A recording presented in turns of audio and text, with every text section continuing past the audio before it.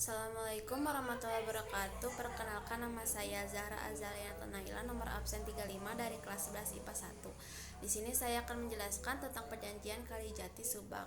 Perjanjian Kalijati adalah perjanjian yang dilakukan Jepang dan Belanda saat berada di Indonesia, tepatnya di Kecamatan Kalijati, Kabupaten Subang, Provinsi Jawa Barat.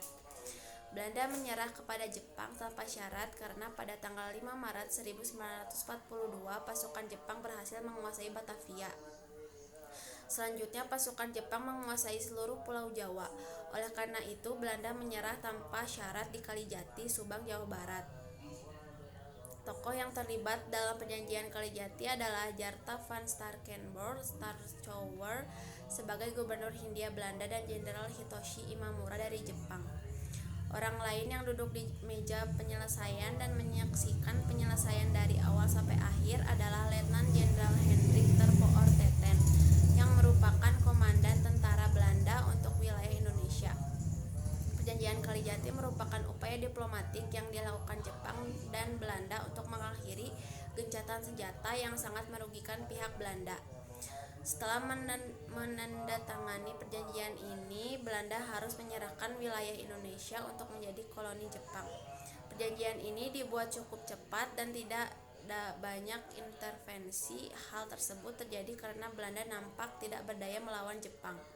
Isi perjanjian Kalijati diantaranya itu Belanda menyerahkan seluruh wilayah Indonesia tanpa syarat ke Jepang dan gencatan senjata antara Belanda dan Jepang berakhir. Jepang akan membentuk pemerintahan militer dengan banyak divisi di Indonesia. Divisi pertama pemerintahan militer adalah pemerintahan Angkatan Darat pada 16 Masehi dengan daerah asal Jawa dan Madura dengan pemerintah pusat di Jakarta. Divisi kedua dari pemerintah militer adalah pemerintah Angkatan Darat pada tahun 25 Masehi dengan wilayah asal Sumatera dan pemerintah pusat di Bukit Tinggi. Pembagian pemerintah militer kedua adalah pemerintah armada angkatan laut dengan rumah Kalimantan, Sulawesi, Nusa Tenggara, Papua, dan Maluku dengan pemerintah pusat di Makassar. Departemen pemerintah ketiga dipimpin oleh Kepala Staf Gunsekai. Dengan adanya perjanjian ini mendatangi era baru kolonial di Indonesia, di mana kesepakatan tersebut mendorong Belanda mengakui kekalahan pada Jepang dan hal tersebut membuat hak Belanda yang telah menguasai Indonesia berabad-abad telah hilang. Sekian presentasi dari saya. Mohon maaf apabila ada kesalahan kata.